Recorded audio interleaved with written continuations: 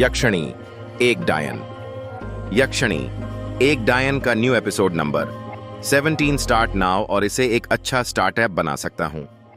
हाँ, ये सब पता है मुझे, पर तू ये बता, तुझे खेती करनी आती भी है? आती तो नहीं, पर हाँ सीख जाऊंगा। वो कैसे? यार, आजकल YouTube सब सिखा देता है, लाइव सेशन भी होते हैं, और वैसे भी इंटरनेट सिर्फ व्हाट्सएप, इंस्टाग्राम, फेसबुक यूज करने के लिए नहीं है, समझा? चल, ये भी ठीक है, पर तू खेती करेगा कहाँ? तेरे पास जमीन भी है खेती करने के लिए? अभिमन्यु, तू अंधा है क्या?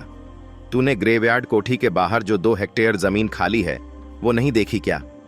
बेटा, वो जमीन नहीं, कब्रिस्तान है। तू शायद भूल रहा है, तेरी ये ग्रेवयार्ड कोठी कब्रिस्तान के ऊपर बनी है।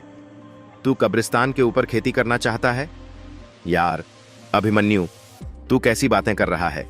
कोई 2 हेक्टेयर में कब्रिस्तान बनाता है क्या?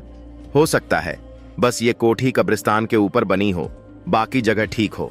और एक बात बता, तू मेरा दोस्त है ना, तो तुझे तो मुझे मोटिवेट करना चाहिए खेती करने के लिए कि मैं कुछ नया करने जा रहा हूं। इससे एम्प्लॉयमेंट भी बढ़ेगा और देश की तरक्की भी होगी। तू मुझे इतना डिमोटिवेट क्यों कर रहा है?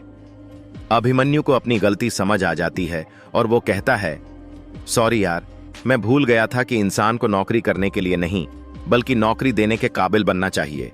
तेरे इस काम में मैं पूरी तरह तेरे साथ हूं। बस तू एक आवाज लगाना कि क्या मदद चाहिए तुझे, और मैं झट से हाजिर हो जाऊंगा। शुक्रिया यार, जब तेरे जैसा दोस्त मेरे साथ है तो कोई भी चुनौती मुझे रोक नहीं सकती। तो फिर काम शुरू करें? कैसा काम? युग अपने चारों तरफ देखते हुए कहता है, यार तू फिर भूल गया? कल रात मैंने कहा था ना कि सुबह उठते ही पहला काम ये करेंगे कि हवेली की सफाई करेंगे। दिख नहीं रहा कितनी धूल है यहां पर? हाँ यार, बात तो तेरी बिल्कुल सही है, पर तू खुद देख कितनी बड़ी हवेली है। अगर हम दोनों 2 दिनों तक भी लगातार सफाई करते रहे, तब भी पूरी धूल साफ नहीं होने वाली। तो फिर क्या करें? तू चाहता है ऐसे ही धूल रहने दे, सफाई ना करे? अरे, मेरे कहने का मतलब ये नहीं था। तो फिर क्या मतलब था तेरा? मेरा मतलब था किसी को मदद के लिए बुला लेते हैं। 2-3 लोग रहेंगे तो जल्दी हो जाएगी सफाई। किसको बुलाएंगे? कौन आना चाहेगा कोठी में?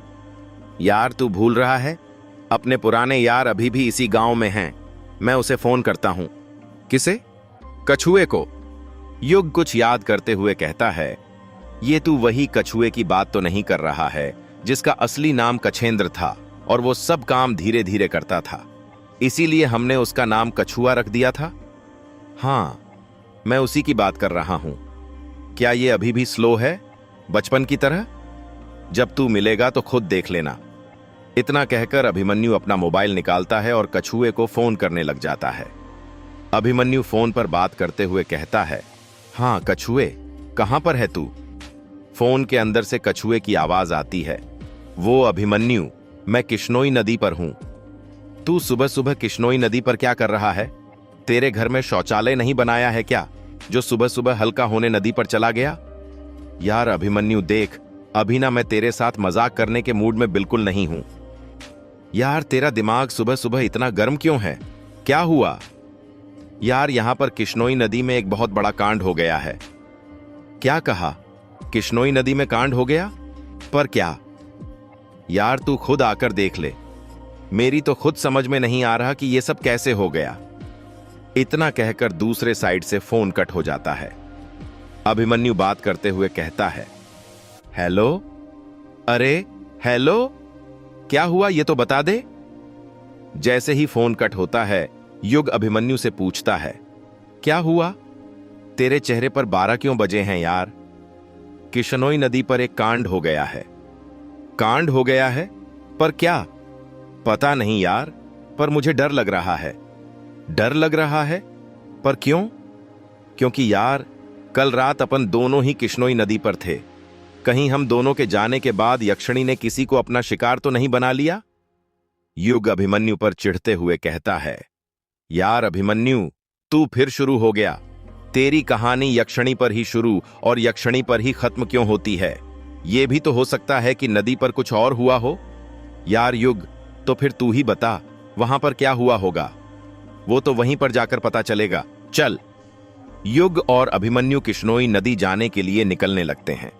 वो दोनों कोठी के दरवाजे तक ही पहुंचे थे कि तभी अभिमन्यु की नजर दरवाजे के बगल में रखी 2 काली छतरियों पर पड़ती है। अभिमन्यु युग से कहता है, एक काम कर युग, छतरी भी रख ले। छतरी पर क्यों? मैंने खिड़की से बाहर देखा था, मौसम खुला हुआ है, मुझे नहीं लगता कि बारिश होगी। यार मैंने जितना कहा तू बस अभी उतना ही कर, कोई सवाल मत कर, समझा? हाँ ठीक है। अभिमन्यु के कहने पर युग छतरी पकड़ लेता है और वो दोनों किश्नोई नदी जाने के लिए निकल जाते हैं। जब वो दोनों किश्नोई नदी पर पहुंचते हैं तो देखते हैं कि नदी पर बहुत सारी भीड़ जमा थी। ऐसा लग रहा था कि सारे गांव के लोग वहीं पर इकट्ठे हो गए थे। भीड़ में अभिमन्यु कछुए को ढूंढने लग जाता है।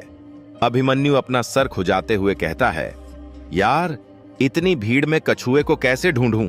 एक तो उसकी छोटी सी हाइट, ऊपर से दुबला पतला, पता नहीं कहां पर फंसकर बैठा होगा। इस भीड़ में युग भी अपना सर खुजाते हुए कहता है, तू ये सोच रहा है कि कछुए को कैसे ढूंढे, और मैं ये सोच रहा हूं कि यहां पर इतनी सारी भीड़ आखिर जमा क्यों हुई है। जितना मुझे लगता है गांव के मेले में भी इतनी सारी भीड़ जमा नहीं होती होगी। हाँ सही कहा, चल थोड़ा पास चलकर देखते हैं कि हुआ क्या है, शायद कुछ पता चल जाए। युग और अभिमन्यु भीड़ के अंदर घुसने लग जाते हैं।